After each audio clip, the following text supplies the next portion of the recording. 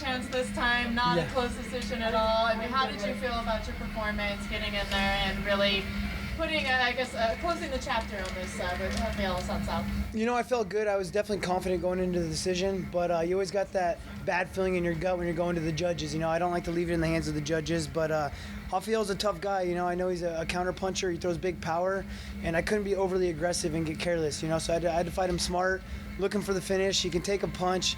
I hit him with a hard right head kick that I thought was going to put him out, but he's a tough guy. How many more fights or wins would you say would it take for you to get right back into fighting for a belt again? 0. I should have already fought for the title. I want my belt back. I feel like it's rightfully mine anyways. I feel like I won that fight, so I think I'm ready for it now. Was there any discussion at all about a rematch? Obviously, maybe put the favorite fight right away, but Yeah, there was definitely discussion. I went and met with the UFC, and they thought I won that fight, and so I thought I had it on lock that I was going to get the rematch, but unfortunately it didn't go down that way. It was Uriah's turn. They figured that, his name carried him into a title fight, so you got to roll with the punches. I got to get a win back over a guy that I lost to 3 years ago that I felt another split decision that I shouldn't have had. So you think next should be definitely the title shot? 100%, yeah. I'm shooting for that title. What's different in the rematch with Dominic?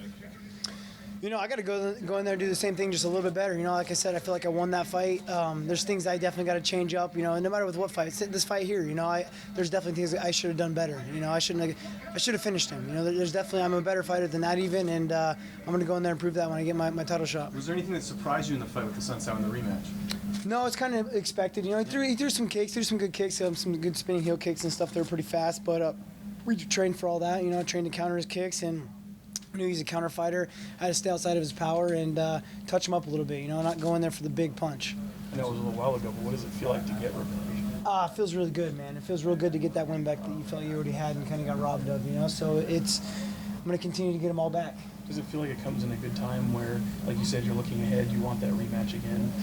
Yeah, I'm looking ahead now.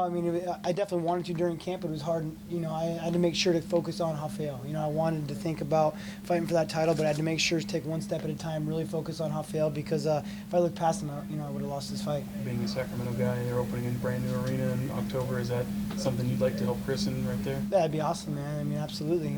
It's very close to home. Angels Camp's about an hour and a half from Sacramento, where I grew up, and so my whole hometown would be there. So it'd be awesome. Yeah. It seems like if Dominic defends his title next, they'll be on that UFC Vancouver card. That's kind of they wanted to add a championship. His fight. Next title fight's gonna be in Vancouver, you think? Possibly. Well, then I'm gonna be in Vancouver. That's what I was gonna say. I was gonna ask because you're supposed to fight in Montreal against Barao, and that didn't happen. Is fighting in Canada something you're pretty excited about? I fought in Montreal also against Issy Tamura when George St. Pierre fought Nick Diaz. So it's they're huge. They're huge fans up there. Canadians, they love their MMA, and I get recognized more in Canada than anywhere else almost. So. Have you ever been to Vancouver before? I've never been to Vancouver, no. TJ, can you talk about the evolution of your striking? You gave so many different looks tonight, some different feints, and you had some hand gestures, and you was giving different levels for the eyes. Was this all part of the plan and just part of the evolution of your striking?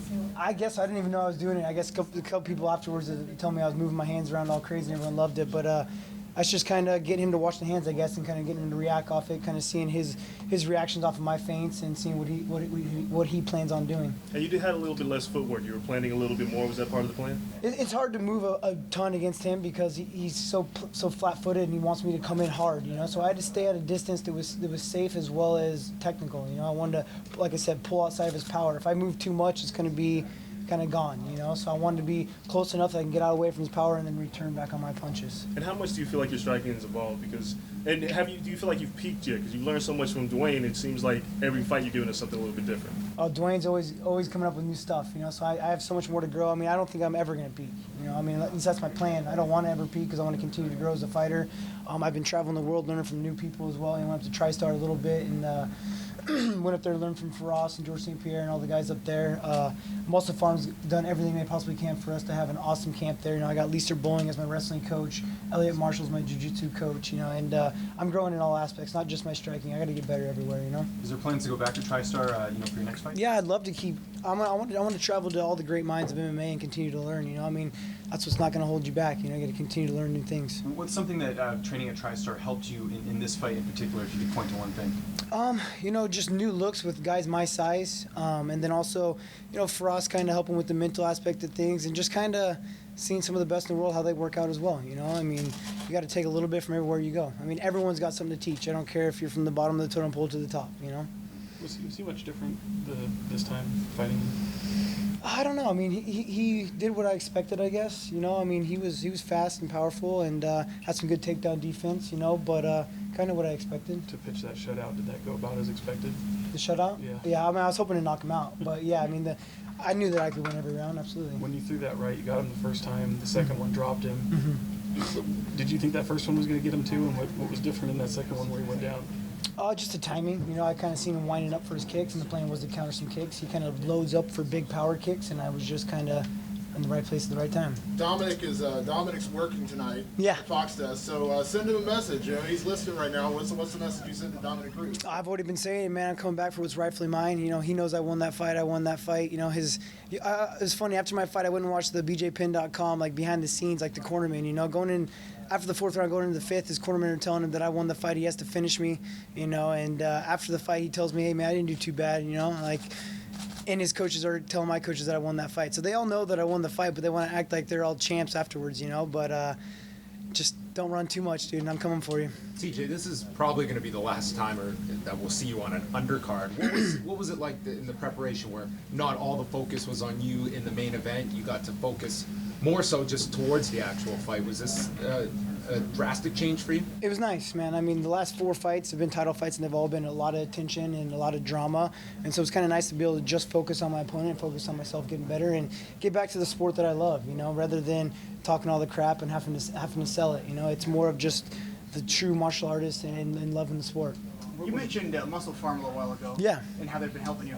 Considering what happened to John Jones, does it ever worry you about supplements you take and what? No, I have might be banned, I have the utmost confidence in Muscle Farm, man. They not only just the supplements that they take, but I train at their facility. You know, I'm an in-house athlete. They sponsor all the UFC fighters that are inside their gym, and they've done wonders for us. So yeah, I got no concerns at all. And considering what happened with him, what do you think fighters are going to need to do so that this doesn't happen in the future? I don't know, man. I mean, take stuff you trust. I really don't know. I mean, I don't know the full story of it. I've been trying to stay out of it just because I've been focusing on my fight. I knew that they got in trouble with it, but I don't really know the details. In thinking of Dom, I mean, did you take much away from that for his Faber fight? You know, I kind of knew that's how the fight was going to go down. You know, I've obviously trained with Faber for a long time, and fighting Cruz and watching him, I knew his footwork's going to be a little bit too much, a little too fast for him, and that's how the fight I expected to go down. What type of threat would he pose to you? Who? Dom. I don't know. I mean, he's a good fighter, man. He's got good timing. He's got awkward movement. He doesn't have, like, he's not super technical. He doesn't, like, keep his hands up when he's throwing. He's moving all crazy. But that's what is also good about him in his aspect. You know, he's got good movement and good timing. So it's something you got to kind of figure out. And now I have a little more tape on him to watch him since he hasn't fought in, like, 3 years when I fought him the first time. Are you willing to wait for that title shot, or are you willing to fight somebody else in the interim? I want the title shot, man. I don't like not being called champ. You know what I mean? Like, once you have that belt wrapped on your waist, you want it back. So if the opportunity presents itself, you take it. But obviously, if it doesn't, would you take another fight, or would you wait for Dominic Cruz? I don't know, man. I'm pushing for the belt. You know, I got to do whatever I can to get it. Cool. Thank you, guys. Yep.